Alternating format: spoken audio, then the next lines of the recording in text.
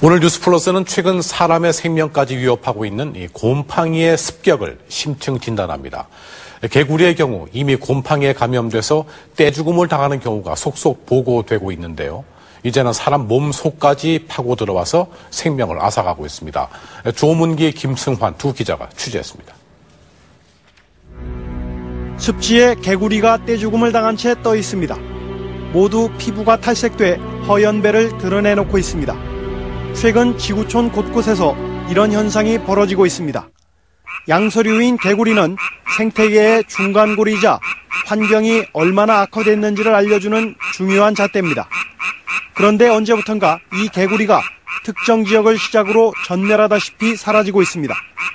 중남미 파나마에선 토착 희귀종인 황금개구리가 멸종해 더 이상 볼 수 없게 됐습니다. 원인은 항아리 곰팡이에 의한 감염입니다.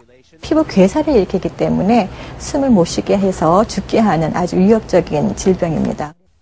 항아리 곰팡이는 항아리처럼 둥글다 해서 이름 붙여진 건데 지난 93년 호주에서 처음 발견된 이후 전 세계로 급격히 번지고 있습니다.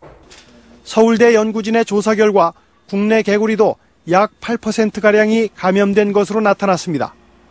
양서류를 애완용으로 수입하면서 우리나라까지 전파된 것으로 추정됩니다.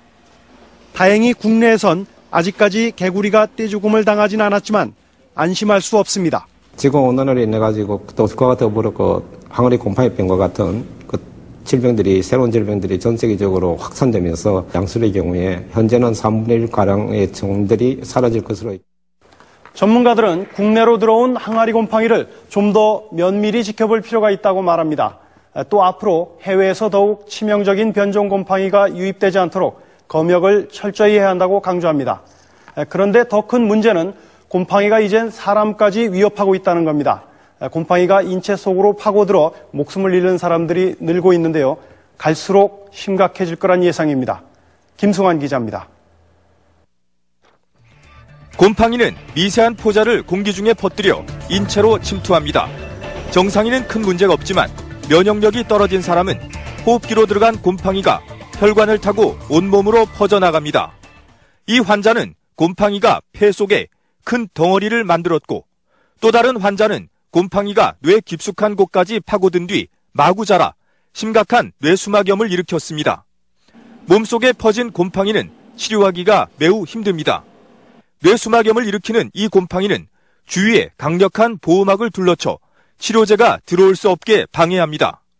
호흡기 감염의 경우에는 처음에는 감기처럼 나타납니다. 그러다가 이것들이 점차 심해져서 진단이 늦어진 경우에는 아주 치명적인 결과를 낳을 수도 있습니다. 무좀이나 일으키는 줄 알았던 곰팡이가 인체 깊숙이 침투하는 사례가 무섭게 늘고 있습니다. 주로 폐출혈을 일으키는 아스퍼질러스균의 감염 횟수는 4,500건에서 6,600건으로 지난 5년 새 47%나 늘었고 뇌수막염의 원인인 크립토코커스균은 580건에서 864건으로 49%나 급증한 것으로 나타났습니다. 곰팡이의 주 표적은 허약한 사람들인데 그만큼 면역력이 떨어진 사람들이 늘고 있다는 얘기입니다. 장기 이식 수술이나 항암 치료 등으로 인해서 장기적으로 이러한 치료를 받으신 분들은 면역성이 지속적으로 떨어져 있는 경우가 많기 때문에 사람을 노리는 곰팡이 종류도 훨씬 많아졌습니다. 지난 5년 동안 전국의 병원에서 모두 1,600여 종이 확인됐습니다. 서울의 한 대학병원에서는 한 종류의 곰팡이에 감염된 환자 43명 가운데 14명이 숨지기도 했습니다. 이들 곰팡이는 흙이나 식물, 비둘기의 배설물 또는 애완동물을 통해서 인체에 들어가는 것으로 추정됩니다. 최근에는 해외여행이나 농산물, 애완동물 수입을 통해 치명적인 외국 곰팡이까지 들어오고 있어 곰팡이 감염은 더욱 확산될 것으로 전망됩니다. MBC 뉴스 김승환입니다.